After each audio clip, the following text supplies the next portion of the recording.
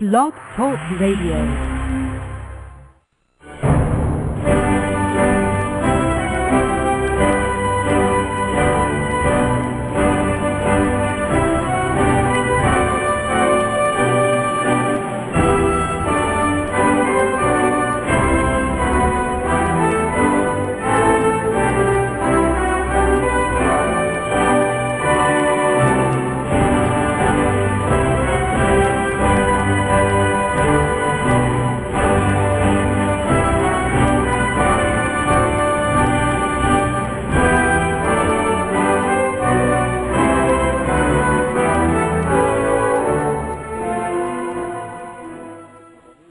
Estamos aqui de volta.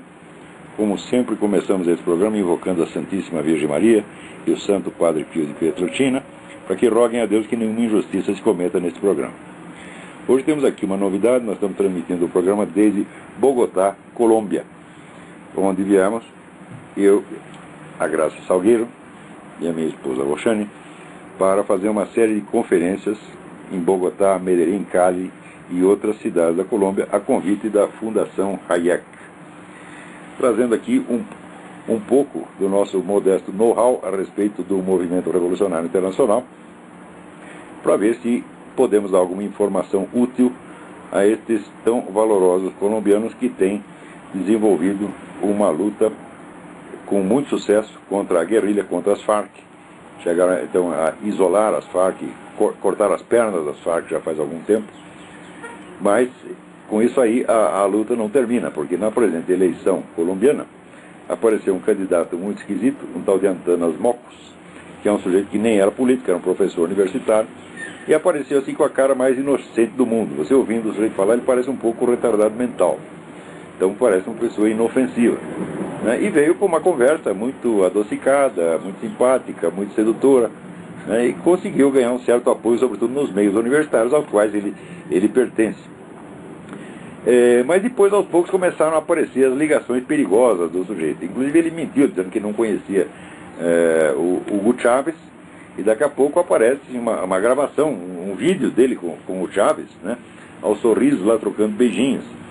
E depois aparecem os apoios muito esquisitos, inclusive do PCdoB brasileiro, o Partido Maoísta, né, e as Farc apoiando. Está todo mundo, quer dizer, todo o Foro de São Paulo está apoiando o sujeito. Ora, se não tivesse nada a ganhar com isso, se ele fosse realmente o candidato inofensivo que ele aparenta ser, não haveria nenhum motivo para isso acontecer. Então, esses apoios, né, para interpretar esses apoios, vale aquele negócio: diz-me com quem andas e eu te direi quem és. Na verdade, eu vejo que as pessoas se preocupam muito em saber das convicções dos políticos, né? O político não tem convicções, né, gente? Esse pessoal é tudo cabeça oca. O que eles creem ou deixam de crer não tem a mais mínima importância. O que importa é o seguinte: a quem eles estão associados, qual é o esquema de poder no qual eles estão. Tá certo? Tem um ditado francês que diz o seguinte: você quer mudar as ideias de um homem medíocre, você muda ele de lugar, né? Que nem uma peça de xadrez. Você tira o sujeito daqui, põe ali, ele começa a pensar totalmente diferente. Então nós não temos que saber o que ele pensa, o que tem dentro da cabeça dele. Da cabeça desses camaradas só tem merda. Agora, o que interessa é saber onde eles estão. E se estão ligados a um esquema como esse, então é porque vão seguir a política que convém a esse esquema. É a coisa mais óbvia do mundo, não? Porém, aqui na Colômbia, como o pessoal teve essa longa experiência de combate com a guerrilha, eles talvez não tiveram muito tempo de prestar atenção, né, no outro braço da estratégia comunista internacional, que é esse negócio da Revolução Cultural, que começou aqui com Georg Lucas, com a Escola de Frankfurt e com Antônio Gramsci. De modo que o movimento revolucionário sempre teve duas caras. Quer dizer, ter dois braços faz parte da natureza da coisa, né? Então, eles não são... Tem gente que combate, vamos dizer, a violência, né, é contra a violência. Eu digo, bom, mas a violência não é tudo. Quando a violência não é certa, eles passam para o plano B. Existe o terror e existe a sedução. Quando pelo lado do terror não está indo bem, passa para a sedução. Quando a sedução está falhando, passa para o terror, né? É aquele negócio de um choque, um queijo.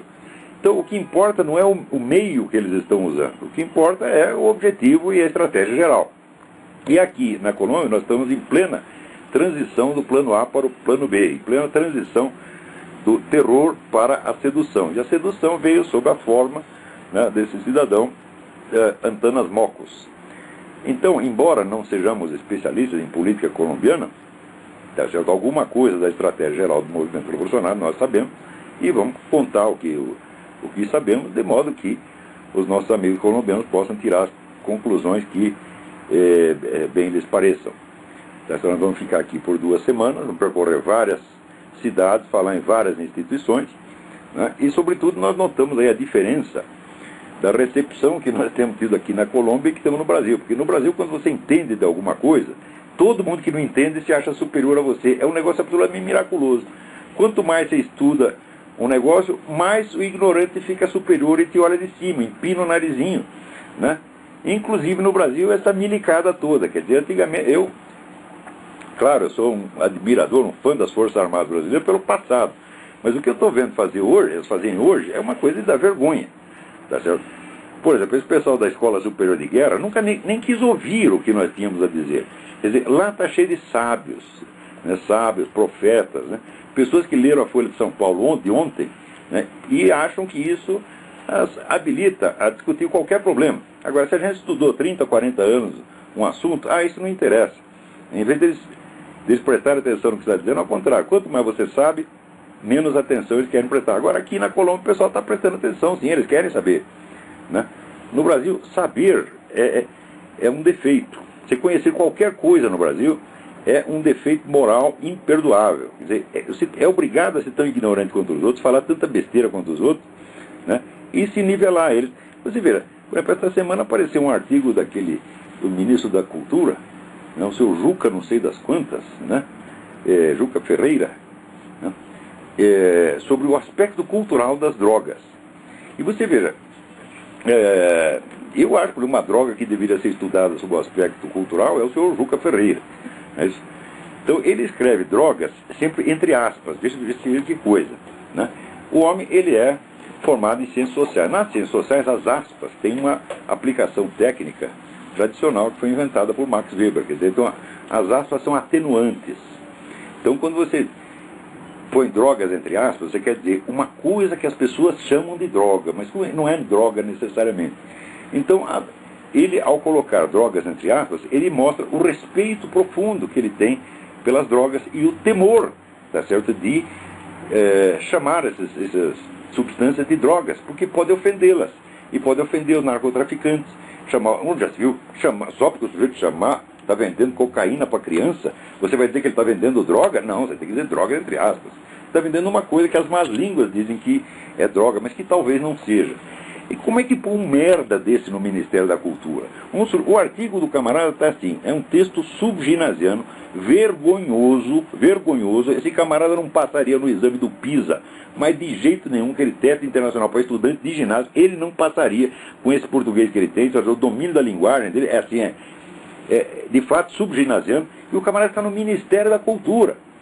Então, qual é a função dele? A função dele é nivelar a cultura brasileira, nem a cabeça dele, porque não tem nenhuma, nivelar o seu umbigo. Então tem que ser do umbigo para baixo, tá certo?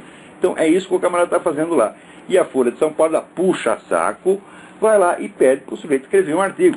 Tá certo? O que a gente devia fazer é o seguinte: olha, o senhor fica no Ministério, nós pagamos pelo amor de Deus, não escreva nada, tá? Não nos submeta a essa humilhação de ler essa porcaria e dizer que está assinado por um ministro da Cultura, né? Agora, nos Estados Unidos, essa semana formou-se um movimento para ver se dá um jeito. Tem o maior programa cômico dos Estados Unidos, chama-se Comedy Central.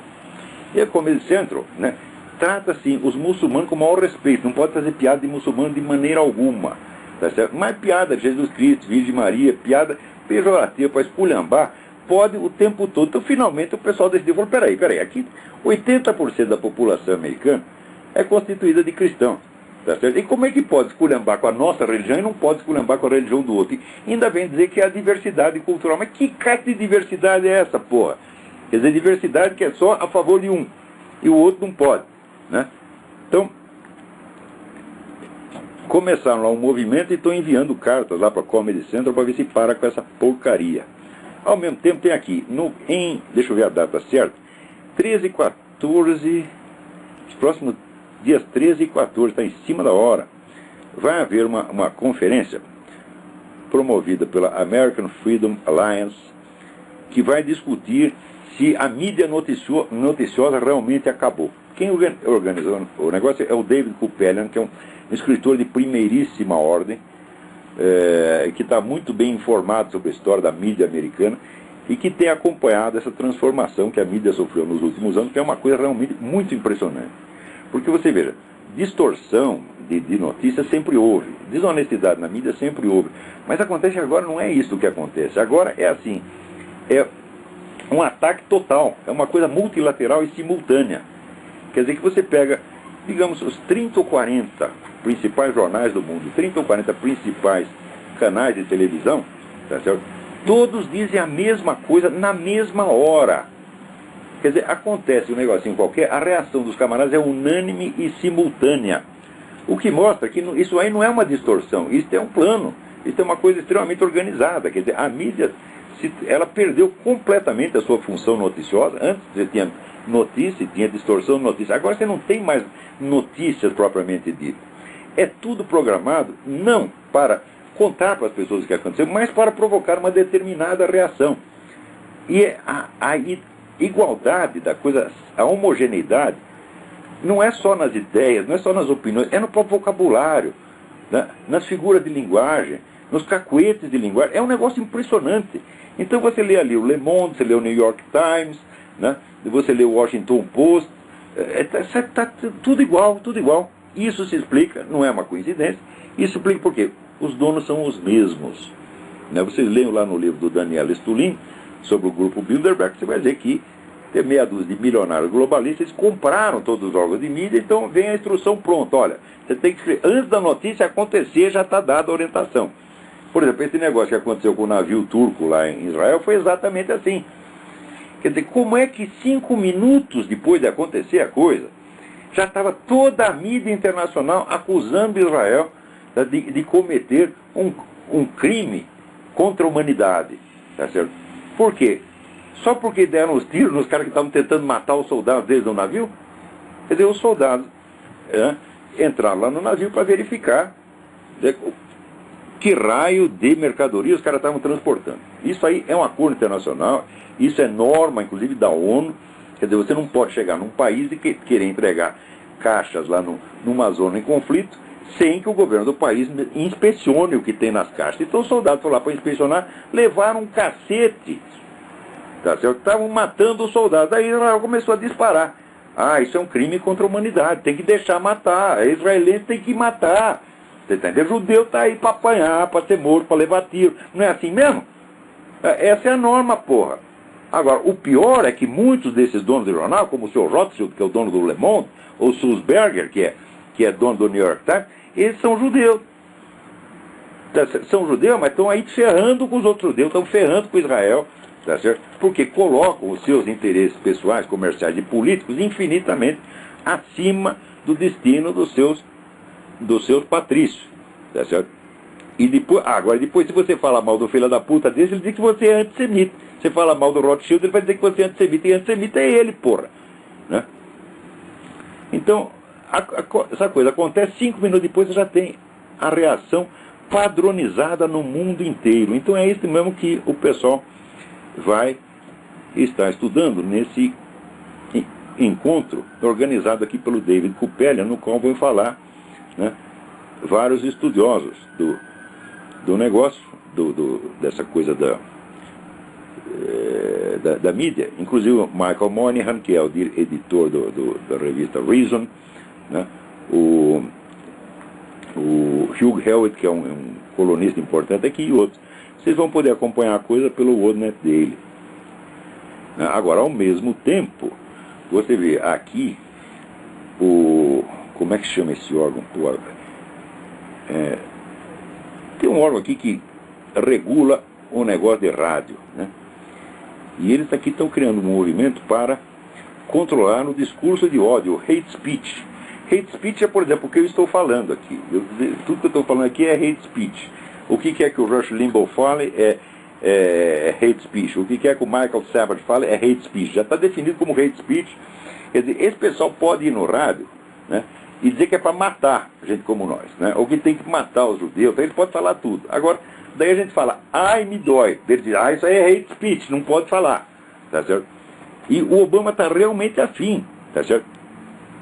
quer dizer, de estabelecer ainda mais controle do rádio do que já tem, porque nos últimos anos eles já criaram uma série de regulamentos para tornar tudo difícil, quer dizer, você não pode falar mal deles.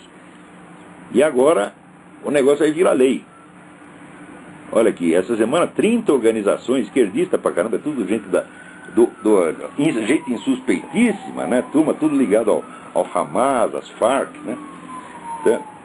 Então estão pedindo que o governo, né? Quer dizer, o governo quer controlar os caras, então ele chega para as ONGs e diz, olha, peça pra gente fazer aquilo que a gente quer fazer, né? Então, peça pra gente estrangular aí os colunistas conservadores e radialistas conservadores. Daí o governo faz isso e diz que está atendendo a pedidos, né? Agora, para você ver como são as coisas, né? Também esse negócio de atendendo a pedidos, né? As organizações que são a favor da imigração ilegal, que estão a fim de acabar com os Estados Unidos mesmo, então eles são contra qualquer medida que dificulte a imigração ilegal. Já tem 30 milhões de imigrantes ilegais, 30 milhões pela estatística oficial, eu acho que tem muito mais, na verdade. Mas 30 milhões, gente, é a população do estado de São Paulo, né? Está aqui dentro, muitos deles vivendo aí do Social Security, outros estão assaltando, porque aqui a maior parte dos crimes são feitos por imigrante ilegal. Quer dizer, se você expulsar todos os imigrantes ilegais dos Estados Unidos, a criminalidade americana, que já, vamos dizer, não é comparada com a brasileira, não é nada, mas aqui assusta eles, né? 10 mil assassinatos por ano, né? Uma população que é o dobro do Brasil, bom, mesmo assim assusta os americanos. Se expulsar todos os imigrantes ilegais, esses 10 mil assassinatos por ano vão baixar para 1.000. Vai baixar para 10%. Por quê? Porque os caras estão cometendo 90%. Né? Então o estado do Arizona, onde ninguém mais podia se sentir em segurança dentro de casa, baixou lá uma lei que a polícia pode interpelar qualquer pessoa na rua e dizer, prove que você está aqui legalmente. Se o cara não tem prova que está legalmente, eles vão mandar embora. Aí imediatamente, o que aconteceu 5 minutos depois na mídia internacional inteira, é lei fascista, essa lei é racista, etc. For racista como? Você pode parar qualquer pessoa. Lá não está escrito assim, você pode parar preto, você pode parar chicano, você pode parar turco, você pode parar japonês, você pode parar asiático. Não, está escrito qualquer pessoa pode ser parada. Então, eles já supõem que a seleção será étnica. E daí já começa a acusar os outros da intenção que eles não estão atribuindo para os caras. Pô, é um negócio impressionante. Agora, então, como a lei foi aprovada, quando a lei foi aprovada, começaram a organizar o que? Um movimento internacional. É sempre assim. É aquela simulação de opinião pública mundial. Essa opinião pública mundial jamais consulta o público. Se você for consultar o público, por exemplo, chega lá na Inglaterra, né? Pega o público inglês, para o cidadão britânico na rua e pergunta: o que o senhor acha da lei do Arizona que está botando os imigrantes ilegais para fora? Ele vai dizer, nós temos que fazer a mesma coisa aqui. É o que todo mundo na Europa quer fazer. Mas daí aparece uma ONG que representa 2% da população e diz que representa a opinião pública. Então junta essas várias ONGs no mundo inteiro e você compõe artificialmente um treco que eles chamam de opinião pública mundial. A opinião pública da parte civilizada do planeta. E daí cria lá um movimento para acabar com o controle da imigração ilegal no Arizona. Agora, apesar disso, olha aqui, foi feita uma pesquisa da MSNBC, né? Você apoia ou não a lei do Arizona que quer botar os imigrantes ilegais para fora? 95% disse que apoia. Quer dizer, 95% da população americana apoia a lei e por isso mesmo, os demais 5%, né, dizem que representa a opinião pública mundial e querem acabar com a lei, que é uma lei que foi exigida realmente pelo próprio público do Arizona, que ninguém aguentava mais. Tem cidades inteiras no Arizona, ninguém mais podia sair na rua. Tá certo? E onde que os caras faziam? O sujeito acordava de manhã, o cidadão do Arizona acordava de manhã, chegava na cozinha, estava cheio de chicano lá comendo a comida do cara. Tá certo? Então o que eles começaram a fazer? Começaram a botar a comida na porta. Né? Então o sujeito comprava, aqui, vamos comprar um frango para nós, para a minha família, agora compra 10 frangos para os chicanos e põe na porta os 10 frangos. Tá certo? Mesmo assim, eles comiam os 10, falavam, daí entrava para comer o 11º. Assim não dá, pô. Né? Agora, olha aqui, a coisa mais linda é o seguinte, quando você quer botar para fora imigrantes ilegais e terroristas, o mundo inteiro se mobiliza, né? O New York Times chora lágrimas de compaixão pelo desgraçado. Agora, aqui, tem um cidadão que é filho do fundador do Hamas. Só que ele percebeu do que se tratava no Hamas, viu que era uma organização criminosa, E ele passou para o outro lado, ele se converteu ao cristianismo e começou a trabalhar para o governo de Israel. E veio, no fim, acabou vindo morar aqui nos Estados Unidos. E escreveu um livro, Filho do Hamas, que foi um tremendo sucesso, contando a história dele. Né, como é que ele viu os crimes que o pai dele mesmo estava cometendo, por que ele decidiu mudar de lado. Ora, o Department of Homeland Security, Segurança Interna, a imigração aqui, quer botar esse cara para fora como terrorista. Espera aí, eu vou repetir. É o cara que era filho do fundador do Hamas. Ele mudou de lado, se converteu. O cristianismo começou a trabalhar para Israel. Então mudou para os Estados Unidos. Tá certo? Qual é a atividade terrorista dele? Fazer programa de rádio e escrever livro. Tá certo? E além disso, ele está falando a favor dos Estados Unidos, né? Está falando a favor de Israel, a favor dos Estados Unidos. Ah, isso não pode. Você é um terrorista, nós vamos botar você para fora. Então aqui, se você é um chicano que quer entrar aqui para matar, para roubar, para trazer droga, ah, tudo bem. Toda essa putada da esquerda vai todo mundo te defender. Agora, se você entra aqui e quer defender os Estados Unidos, defender Israel, ah não, você é terrorista. Então estão ameaçando de botar o cara para fora. Puta merda. Quer dizer, é uma coisa assim tão chocante, tão sem vergonha, que não há mais o que dizer. Quer dizer, como é que a gente pode levar a sério essa turma de imigração quando eles fazem um treco desse? Quer dizer, encontrem, param o sujeito na rua, o que você é? De onde você veio? Ah, eu vim do México, eu vim da Turquia, o que você está fazendo aqui? Estou vendendo droga, estou assaltando um pouquinho. Tá? Ah, pode ficar, tudo bem aí. Né? Para os sujeitos, o que você está fazendo? Não, eu estou aqui para defender os Estados Unidos contra o terrorismo. Ah, não pode, você é terrorista, tem que ir embora. Quer dizer, é claro que isso aqui está virando um hospício. Gente, o mundo brasilianiza-se com uma velocidade impressionante. Tudo quanto é loucura que eu vi acontecer no Brasil, né? Agora a gente vê acontecendo aqui. Tá, como é que está o negócio nos Estados Unidos? Saiu outro dia na coluna como é que está o negócio no Brasil? Saiu outro dia na coluna do Reinaldo Azevedo, uma pesquisa que foi feita na Folha, na qual as pessoas... A pesquisa foi feita pela própria Datafolha, que não jamais pode ser acusada de ter um viés direitista. Então, somando todas as pessoas que se declaram de extrema esquerda, esquerda e centro-esquerda, somando todas, dá 20%. 20%. Agora, todos os partidos que se apresentam são de esquerda, todos os candidatos são de esquerda, e o presidente da República está contentíssimo por isso. Isso aqui é um tremendo progresso da democracia, na próxima eleição só tem candidato de esquerda, olha que maravilha. Quer dizer, só 20% estão representados nessa eleição, porra. E os outros não podem, porque é discurso de ódio, porque é fascista, porque é racista, porque é a puta que eu pariu. Quer dizer, como é que nós podemos levar a sério uma coisa dessa? E acreditar que existe alguma democracia no Brasil? Falar, existe a democracia formal, que está no papel. Mas, na verdade, essa democracia foi calculada para excluir 80% do eleitorado, que não pode ser representado. Não pode ter representação. Agora, ou seja, por que eles fizeram a Revolução Americana? Né? O norma é assim, no taxation without representation. Ou seja, se nós não temos representação, nós não pagamos imposto.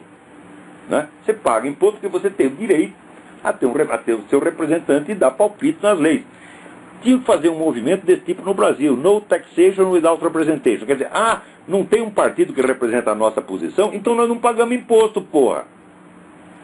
Era isso que tem que fazer. Quando é que vai começar esse movimento do boicote fiscal? Que é uma forma extremamente legítima de protesto. Olha aqui, está mais do que provado. 80% da população brasileira não tem representação. Não pode ter um partido que os represente. Quer dizer, desses 80%, você tem 20% que são indecisos. Os outros é tudo centro-direita, direita e extrema-direita. Todo mundo somado, tá certo? Dá quase 40%. Então, você não tem um candidato que os represente. Não tem um. E o pessoal do governo não esconde que eles querem isto. O Lula está contentíssimo de que só há candidatos de esquerda. Ele declara isso oficialmente, em discurso oficial. O que é isso, porra? Aí, tem alguém na linha aí, vamos ver quem é. Alô?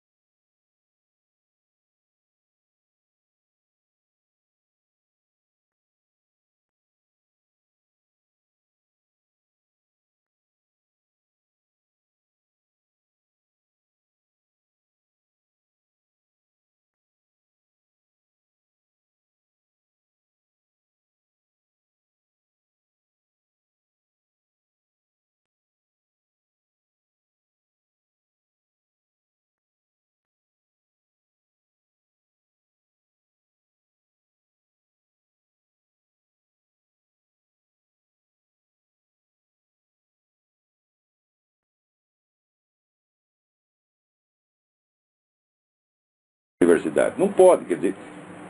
No Brasil tinha um professor que era o Rui Nunes, né? Rui Nunes era um homem de uma coragem extraordinária, porque ele chegava a qualquer aula e dizia, olha, em primeiro lugar, eu quero declarar que só existe uma religião verdadeira, que é a religião católica romana. E quem não gostou vai a merda. Então, claro que ele não falava isso aí, mas devia falar. Né? As últimas palavras são por minha conta. Mas é assim, você tem que dizer, ó, a minha religião é tal, se você não gostou, vai tomar no seu cu. Ao mesmo tempo, né? Você vê aqui, na cidade de Maywood, Califórnia, aparece lá um templo católico, onde os caras jogaram merda no oratório, destruíram materiais litúrgicos, picharam 666, o número da besta do Apocalipse. Né? Agora, se você reclama, você está com... Isso aí não é discurso de ódio, não. Você vai lá e joga merda, né? Merda no oratório, merda no altar, né? E escreve 666. Isso não é discurso de ódio de maneira alguma. O discurso de ódio é você dizer, ai, me dói. Isso aí não pode de jeito nenhum. Esse negócio está ficando cada vez... Olha, esta agressividade contra o católico no mundo é uma coisa organizada, uniforme, simultânea, tá certo? E se o pessoal não se mobilizar para parar com isso e para reagir, inclusive a tapa, isso aí não vai parar. Porque não adianta nada, tá certo? Os caras lá destruindo a sua igreja e você fica rezando. Sabe que Deus vai cuspir em cima da sua reza, porque Deus odeia os covardes, tá entendendo? Ele quer que você lute. Se você lutar, ele vai te ajudar. Agora, se você se esconder embaixo da cama e ficar rezando, ele vai cuspir em você, tá certo? Quer dizer, nós não temos o direito, de preservar, em primeiro lugar, a nossa saúde, nosso bem-estar, nosso emprego, etc, etc, e enquanto os caras ficam cuspindo na nossa religião. Não, a ordem tem que ser o contrário. Primeiro a sua religião, depois o seu bem-estar, seu emprego, etc, etc. Não dá para você preservar tudo, não. Agora, se você luta, Deus te ajuda. Pode ter certeza, Deus te protege. E um cristão lutando vale por 1000 dos outros. Isso aí já foi provado 1000 vezes na história. Né? Agora aqui, a Folha de São Paulo também noticia que tem uns pesquisadores da Universidade de Brasília que estão estudando negócio de parapsicologia. A Folha está muito espantada com isso. Ah, meu Deus do céu! Estudo de parapsicologia é a coisa mais velha do mundo, é mais velha que andar para frente. E a Folha está espantadíssima de que os caras estudam isso. Ai, ai, ai. Bom, vamos ver aqui. Aqui tem gente desmentindo a famosa carta, né, que Obama teria mandado ao Lula, aprovando as gestões que ele estava fazendo com o Irã. Ora, a carta evidentemente existe, tá certo? E foi passada meio por baixo do pano. Por quê? Porque o governo americano tem duas políticas. Ele tem uma política que é, vamos dizer, mecânica, é a política rotineira, tá certo? Que segue o que está nas leis, que está no papel, e naturalmente tenta defender o país, que é uma obrigação elementar. Mas tem a política pessoal do Obama, que é a política que ele levou para dentro do governo, com aqueles bandidinhos de Chicago, que era a corriola dele. Todos eles, né, financiados por dinheiro árabe. Hoje sabe-se, por exemplo, que a Universidade de Harvard, ela recebeu doações monstruosas, doações bilionárias, do mesmo príncipe Al-Talib, que é um cara ligado ao Hamas, ligado ao pessoal terrorista, que ele aprova o terrorismo, e que foi o mesmo cara que financiou a carreira do Obama. Então Harvard virou um centro pró-islâmico.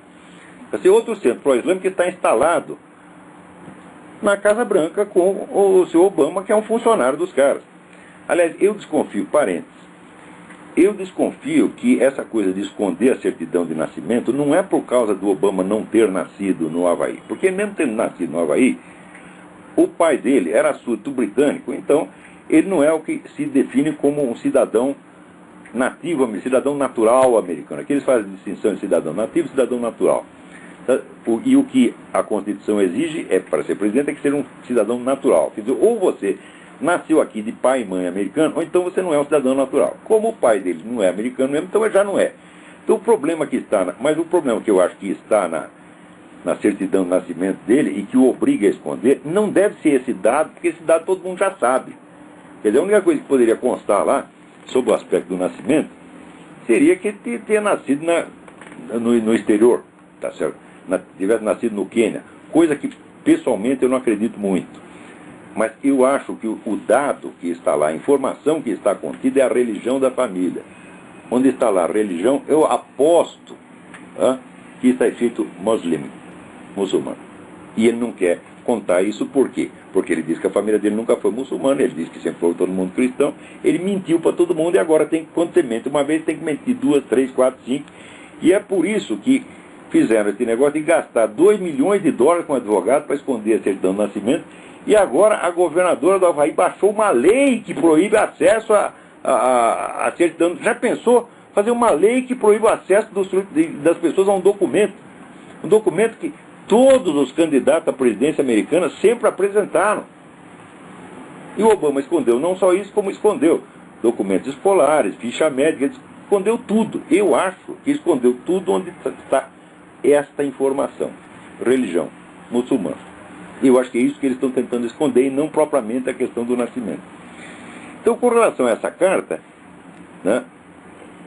Então, por um lado manda a carta, por outro lado desmente a carta. Por quê? O Obama quis usar o Lula como instrumento para favorecer o Irã. A política dele toda é calculada para favorecer o Irã e ferrar com os Estados Unidos mesmo. Não dá mais para esconder isso. Como ele não pode fazer isso na condição de presidente americano, o que ele faz? Ele está fazendo uma política de duas línguas. Por um lado, ele tenta desempenhar a função dele de presidente americano, e por outro lado, ele trabalha como agente dos poderes árabes, né, até onde ele pode fazer isso. Então, a carta, se você disser, essa carta representa a posição do governo americano, sim e não, porque o governo americano tem duas cabeças, né? Por outro lado, gente, não deixem de ver esses vídeos da Jane Burgermeister sobre o que se passou lá com o governo da Polônia, tá certo? Ali no vídeo aparece claramente, no vídeo foi feito por uma pessoa que mora na vizinhança onde caiu o avião, e você ouve claramente as vozes de policiais dizendo: mate todos. Quer dizer, havia sobreviventes do desastre e os caras foram mortos a tiros, não são vítimas da queda do avião. Então havia um propósito mesmo de extinguir os caras. Ouçam lá, essa Jane Burgermeister é uma senhora muito séria, nunca mentiu para ninguém, tá certo? Tudo que ela falou a respeito da vacina contra a gripe suína se confirmou integralmente. Aqui já foram vários casos, você vê, de efeitos temíveis desencadeados por esta vacina. Inclusive, a vacina provoca a gripe aviária, que é muito pior, tá certo? Então, tudo que ela disse se confirmou. Então, eu não acredito que ela esteja mentindo nesse caso. Ela não é mulher de mentir nem de fantasiar. É uma pessoa muito realista e muito séria. Então, veja, Jane Burgermeister, né? Agora aqui está a dona Dilma dizendo que Serra incriminou o governo da Bolívia sem provas. E como sem prova? Está cheio de prova que o governo da Bolívia está facilitando aí o acesso da droga ao território brasileiro. O governo da Bolívia existe em função da droga, meu Deus do céu. Tá certo? Quer dizer, é o governo narcotraficante por excelência. Todo mundo sabe disso, pô. O governo foi posto lá pelos cocaleiros, pô. Então, agora, o Serra, ele falou pouco. Quer dizer, o Serra está sendo informado de tudo. Preste bem atenção. Quando o Serra é candidato outra vez, eu mesmo me incumbi de juntar toda a documentação que tinha sobre o negócio do Foro de São Paulo e sobre ligação PT-FARC, e através de um assessor do Serra, que eu não vou dar o nome agora, fiz tudo isso chegar na mão dele. Tá certo? Ele sabia de tudo. E daí, até o último dia da campanha, eu fiquei esperando que ele dissesse alguma coisa a respeito. Quando chegou na última pergunta, né, que um candidato era para fazer, depois ele perguntou uma coisa para o Lula sobre tarifa de ônibus. Não é para bater num cara desse? Então eu cheguei para o assessor e falei: pô, o Serra deu para trás, né? Ele respondeu para mim a seguinte coisa: você sabe qual é o problema do Zé Serra? O problema do Zé Serra é o Zé Serra. Então não tem conserto. Esse sujeito é um cagão, ele é puxa-saco da esquerda mesmo. Agora, ele sabe da conexão integral do governo, sabe que as Farc estão trabalhando lá no Brasil há décadas. Tá certo? Vocês acham que no tempo que o comandante das Farc foi recebido oficialmente pelo governador Olívio Dutra do Rio Grande do Sul, não havia nenhuma conexão? Falaram: como? O cara foi recebido lá por quê? O que eles conversaram? Né? Foram lá para jogar futebol de botão? Então não é possível uma coisa dessa. Né? Agora, existe uma coisa chamada incredulidade sonsa. Incredulidade sonsa é aquele negócio de você mostra um elefante pro cara, o elefante está na cara, né? E ele diz, mas pode ser que não seja isso. Né? Então, esse negócio de PT Farc é a coisa mais provada que tem. Né? Agora o cara, o que vai falar o Zé Serra? Diz, não, o PT está associado às Farc, está aqui o documento oficial assinado no Foro de São Paulo, vocês são todos cúmplices. Não, ele fala mal do governo da Bolívia, como se o governo da Bolívia fosse um caso isolado. O cara fala isso e o governo, a turma do PT ainda reclama que ele está falando contra o Evo Morales. Quer dizer, olha, quanto mais covarde você é, mais covarde você vai ter que ser. Quer dizer, você baixou a cabeça, agora você vai ter que ajoelhar. Ajoelhou, agora vai ter que se prosternar e beijar o pé dos caras, tá entendendo? É isso o destino do Zé Serra. Tá? Porque covarde é isso que merece. Agora aqui, a estrada, né, pela qual passa a cocaína para dentro do Brasil foi financiada pelo quê? Pelo BNDES. Um treco desse nos Estados Unidos dava um inquérito, dava impeachment, ia todo mundo para cadeia, né? Ou em qualquer país do mundo. Quer dizer, tu financiou uma estrada sabendo que aquilo lá vai facilitar a entrada de droga no seu país e você ainda assim dá dinheiro para os caras? O que é isso, porra? Quer dizer, você quer uma coisa, quer uma prova maior de que é uma cumplicidade, tá aí. Não precisa nem falar do caso do Oliveira Medina e outros, não precisa falar de que toda vez que se prende alguém ligado a narcotráfico, a sequestro no Brasil, o PT inteiro se mobiliza, aquela putada toda, Greenhalgh e Marlene Chauí, tudo fazer passeata para soltar os caras. Isso acontece há anos. Agora, isso já é cumplicidade, meu Deus do céu. O que mais você quer? Né? Então, é isso aí. Muito bem. Então, como nós estamos muito ocupados aqui na Colômbia, hoje eu vou fazer o programa um pouco mais curto. Eu acho que não deu para ninguém ligar, as ligações falharam, talvez por um problema técnico qualquer da gente estar aqui, mas por hoje vamos parar por aqui. Voltaremos segunda-feira próxima, se Deus quiser. Até a semana que vem, muito obrigado.